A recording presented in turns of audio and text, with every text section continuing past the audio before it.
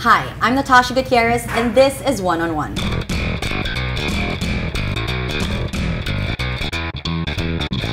Although today I have two guests. With me are players from the memorable 2006 UAAP Finals between the University of Santo Tomas and Ateneo de Manila University, the same two teams that are in the finals this year.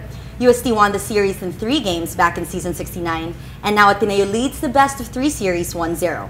Let's welcome UST's Dylan Ababu, who plays for Ginebra, and Ateneo's Maki Escalona, who also played for Ginebra until 2009. Hi guys, welcome to the show. Hi. Thanks for coming. Okay, so I assume you watched the first game? We were there, yeah. Thoughts? Dylan, ikaw muna. Maganda yung nilaro ng Ateneo, lalo na down the stretch. Na-shoot nila yung mga crucial baskets nila. May mga konting ano sila sa calls, pero yun nga, na-shoot nga kasi nung Ateneo yung baskets nila, yung mga crucial baskets. Kaya yun yung nagbigay ng edge sa kanila para manalo sa game. Na-impress ka? Oo, lalo kay Ravenna dahil ano siya, tawag nito parang cool na cool. Tapos na-shoot niya yung parang step back na jumper sa may side. So para sa age niya, tapos gano'n na yung level ng basketball niya nagugustuhan ko yung laro niya. Aki. Exciting game. Ako, I haven't watched the live UAP game. It was my first time to watch this season and sobrang exciting. Well, of course, I'm happy Ateneo won. But I guess it's also ang daming sub-story dun sa finals.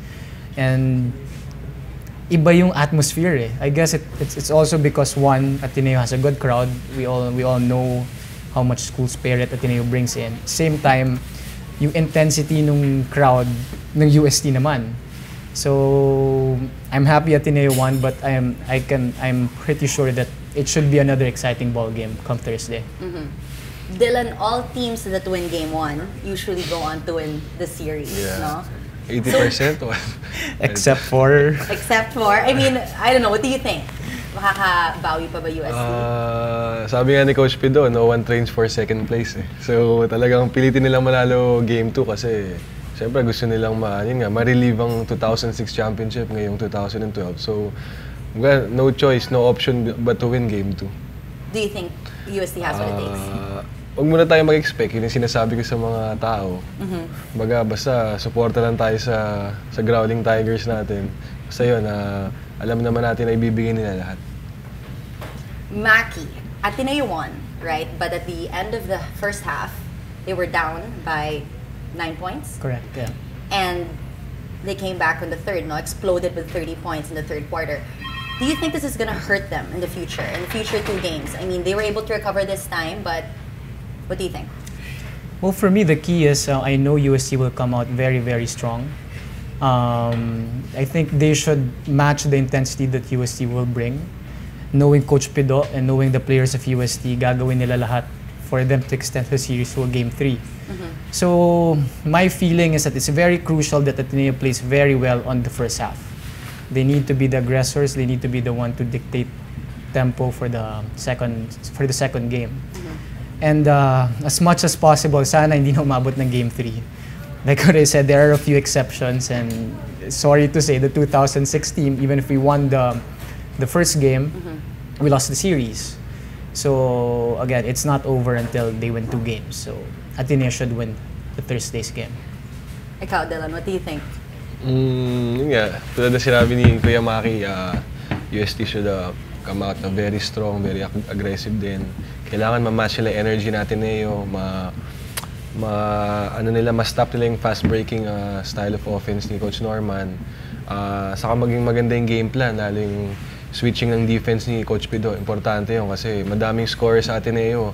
Tulad nangyari nung game 1, medyo pinipilit nilang hindi makascore si Ravenna, si Slaughter. Si Ravenna medyo nung huli na lang nakascore, si Slaughter medyo na hindi masyado nakascore. Pero si Salva naman yung pumatok. So, kailangan talaga individual defense, talagang emphasize sila. Saka, yun nga, talagang yung will to win. What do you think happened nung third quarter?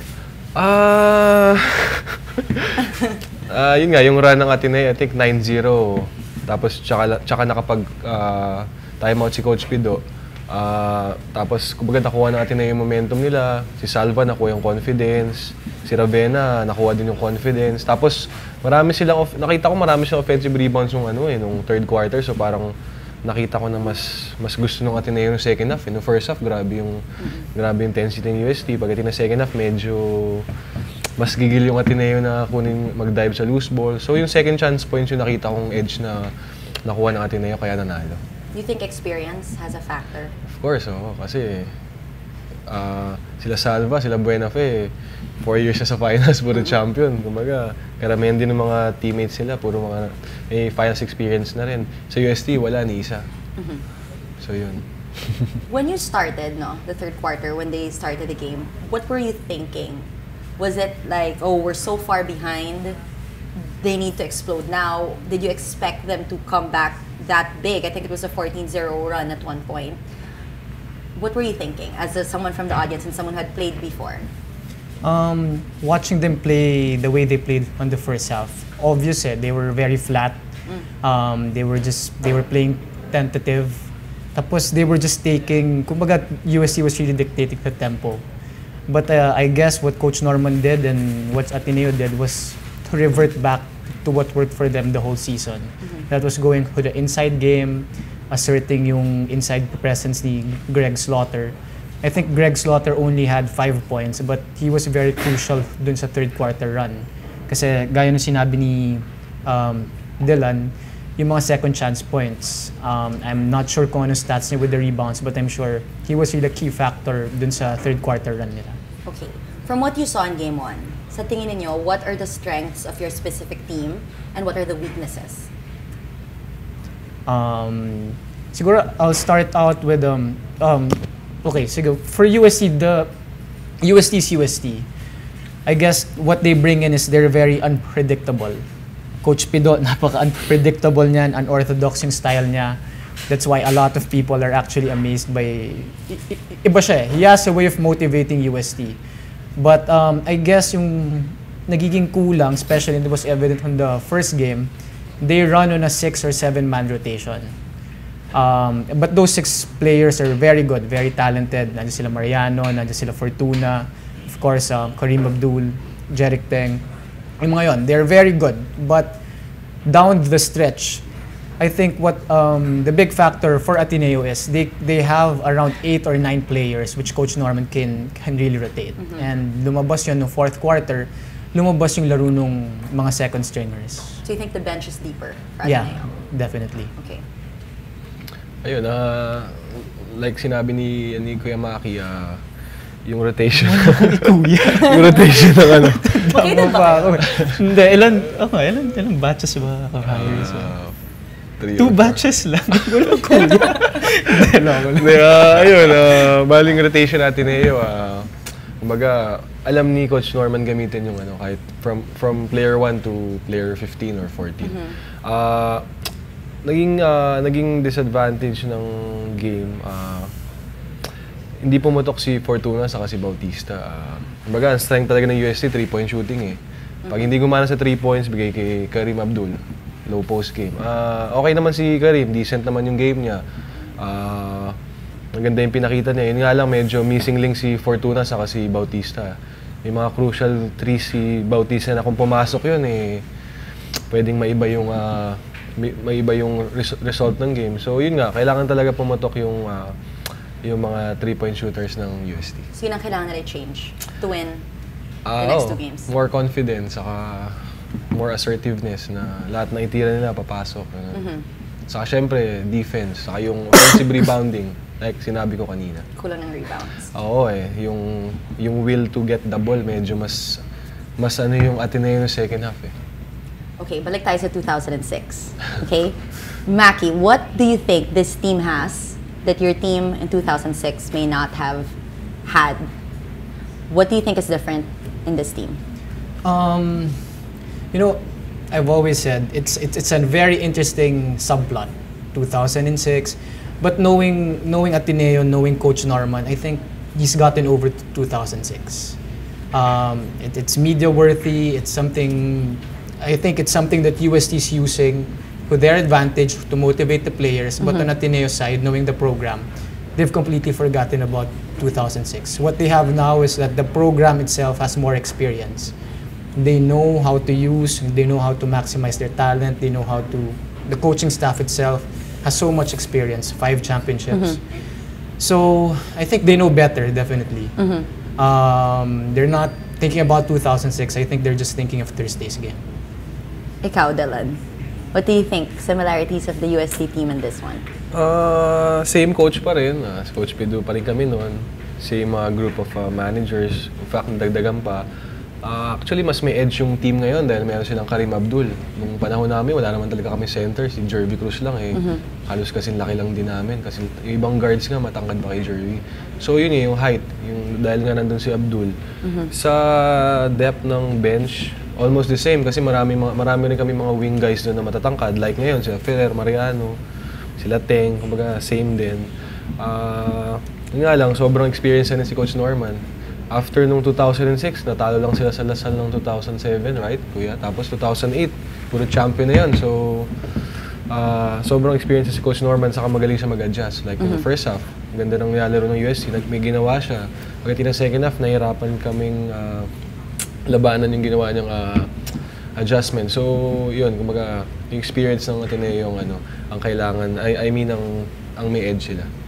One word, yes or no. Is the 2006 team better than this team for your schools? I think come Thursday, everyone will find out that they're a much better team than us because I'm hoping that they're the ones who will win. Okay. Yeah. Dylan, yes or no? 2006 better? Yeah. Yes. Yes. Okay. Sige, now we'll take questions from social media. Okay, we have questions from Twitter for both of you guys. This one is from @Sheil-Laina. Question for both of you. Who among the present players do you most identify or see yourself in terms of playing? Miss Johnson. Dylan. Siguro, Mariano. Mariano siguro. Why? Anong similarities? Kasi assertive siya sa assertive siya drive, tapos gusto niya laging kunin yung rebound. Mga sobrang pakamatay sa bola. Ganun ka pala. Bahala na. Kailangan kasi. Ayan. Naki. Masarap siguro sabihin, Kiefer Lavera. Reality, hindi eh. Meron mga tao na, kumbaga, God-given talaga yung talent nila. They're naturals for it. I guess I can identify myself with si Elorde tsaka si Wami Chongson because I see they're not as athletic, but you see that they make the most of what they have. They do it with hard work. They do it with composure as a guard. Okay. Next question. From @Japs. Dylan Ababu, what is the feeling of losing Game 1 last 2006? Did you see it as a downside or a motivation? Motivation, pero sobrang lungkot ko nung Game 1 kasi 2 points ang ata ako nun. Tapos parang first half, 4 na kagad yung foul ko, puro kay JC. Nautakan ako ni JC noon na medyo na veterans move niya ako. So sobrang sama talaga ng loob ko nun. Sabi ko, hindi ko na alam paano ko maibabangon yung sarili ko kasi parang ibang mga tao sinasabi ano nangyari kay Dylan, bakit ganun yung laro, ano nangyari sa kanya, natatakot ba siya, nahinaan ba siya ng loob. So sobrang down ako noon. Buti na lang nung Game 2 medyo nakabawi. Mukhang yung fans pa rin yung attached sa 2006, no? Oo. Parang sa'yo nakakaalala.